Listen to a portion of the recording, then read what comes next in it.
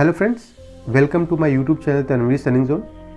आज से हम mains answer writing series start कर रहे हैं। जो भी 71st बीपीएससी में 75 प्लस जनरल कैटेगरी में ला रहे हैं उन्हें मेंस का प्रिपरेशन स्टार्ट कर देना चाहिए, और जो 72nd बीपीएससी के लिए प्रिपरेशन कर रहे हैं यही समय है उन्हें भी मेंस की तैयारी स्टार्ट करने के लिए।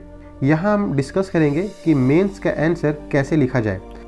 हमने शॉर्ट आंसर से स्टार्ट किया है 8 मार्क्स से, ताकि इसे लिखना और समझना आसान रहे। देखिए 71st बीपीएससी में मेंस में कंपटीशन काफ़ी टफ रहने वाला है, क्योंकि जो क्वेश्चंस थे वो एनालिटिकल थे, और जो लोग भी 75 प्लस ला रहे हैं उन्हें अच्छी डीप नॉलेज है सब्जेक्ट्स की। तो जो मेंस की प्रिपरेशन है वो अभी से स्टार्ट कर दीजिए। हम आज के पहले क्वेश्चंस को देखते हैं।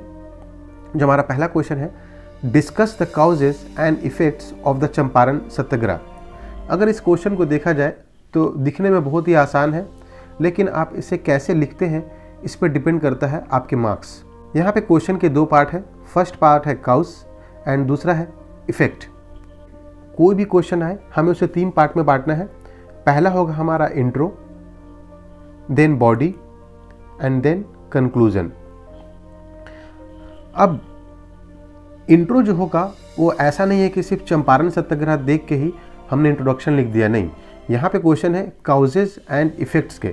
तो जो हमारा इंट्रो होगा वो इस तरह से स्टार्ट होगा कि जब हम बॉडी में काउजेस एंड इफेक्ट को लिखें तो वो एक फ्लो को दिखाए, और जो हमारा कंक्लूजन भी होगा वो कोई न्यू पार्ट नहीं होगा।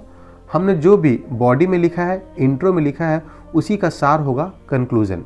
तो चलिए देखते हैं how to write discuss the causes and effects of Champaran सत्याग्रह।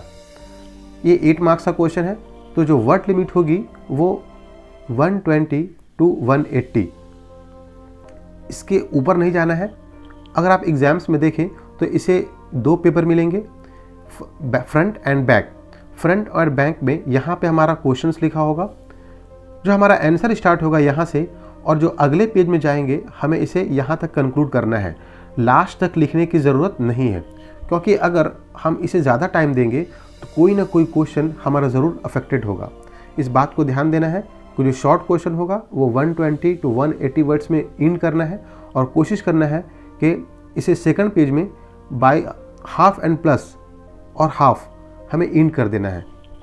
चलिए देखते हैं how to write discuss the causes and effects of Champaran Satyagraha. Introduction को देखिए। चंपारण सत्याग्रह 1917 in Bihar was Gandhi's first satyagraha in India, marking a watershed in the national movement। यहाँ पे ध्यान देना है कि हमने चूंकि क्वेश्चन में ईयर दिया हुआ था, फिर भी हमें ईयर्स को लिखना है, और जो इम्पोर्टेंट वर्ड्स होते हैं, की वर्ड्स होते हैं, हमें उनको आंसर में हाईलाइट करते चलना है। तो यहाँ पे जैसे हम इसको हाईलाइट कर सकते हैं watershed in the national movement, तो हम वाटरशेड को अंडरलाइन कर सकते हैं। नेक्स्ट है बॉडी पार्ट। अब बॉडी पार्ट को आप कई तरह से लिख सकते हैं, या तो काउजेस को काउजेस करके इसे इस तरह से भी लिखा जा सकता है।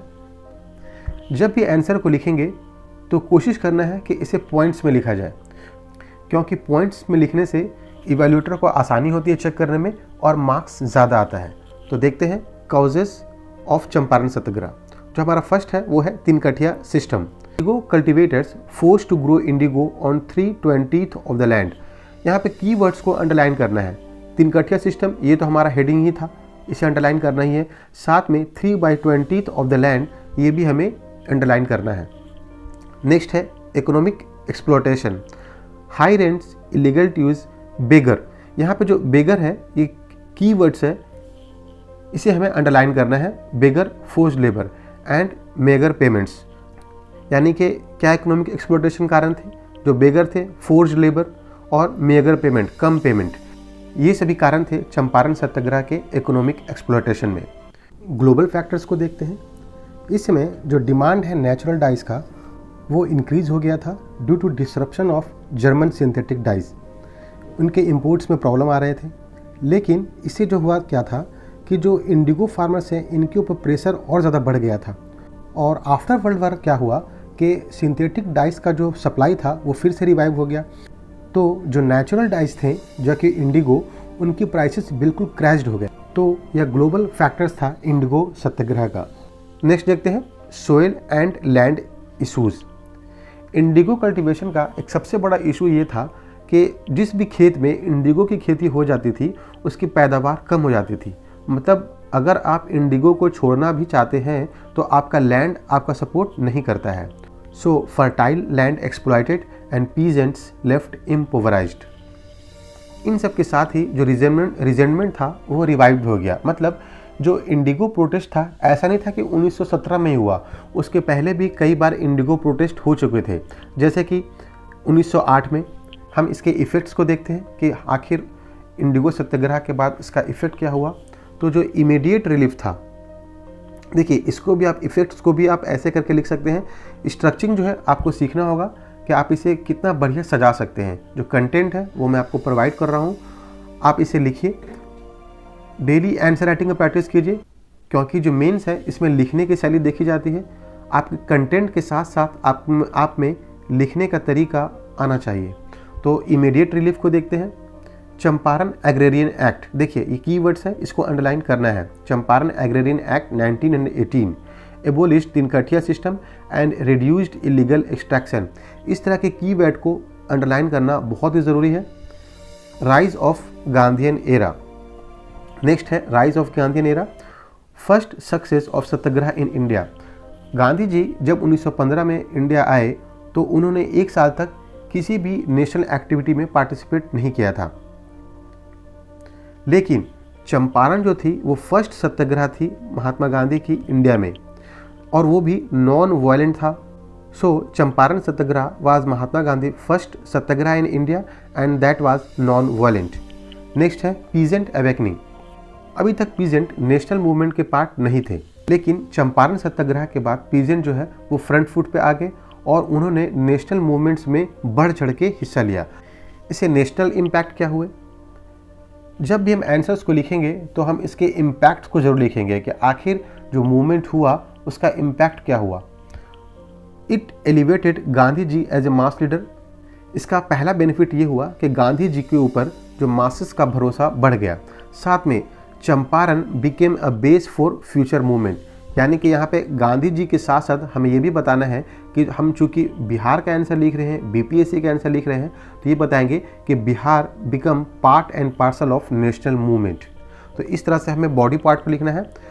याद रखना है टाइम रहे या ना रहे, हमें कंक्लूजन एटलीस्ट 1 लाइन ज़रूर लिखना है, क्योंकि अगर 8 मार्क्स के आप क्वेश्चन को देखेंगे तो 1 मार्क्स इंट्रो के लिए, 6 मार्क्स बॉडी के लिए एंड 1 मार्क्स कंक्लूजन के लिए है।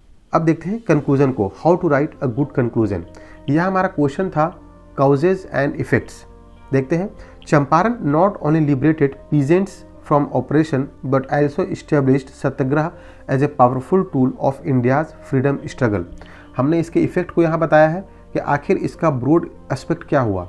तो इसमें पीजेंट्स लिबरेटेड हुए फ्रॉम तिनकठिया सिस्टम, ये पहला इफेक्ट था। पीजेंट्स के साथ साथ जो सत्याग्रह जो कि टेक्निक थी फ्रीडम मूवमेंट में, ये भी इस्टेब्लिश्ड हो गया as a powerful tool.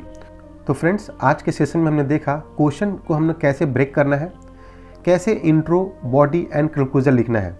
Structuring को सीखना और प्रैक्टिस करना दोनों ही ज़रूरी है। अगर आप सिर्फ पढ़ते रहेंगे तो आंसर कभी नहीं लिखाएगा। मेंस के लिए आपको लिखने की ज़रूरत बहुत ज़्यादा है।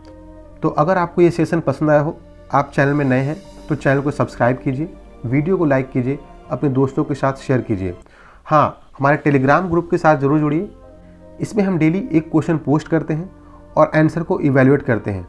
तो हमारे टेलीग्राम ग्रुप के साथ ज़रूर जुड़िए @Tanveer spelling zone. Next video तक के लिए थैंक यू।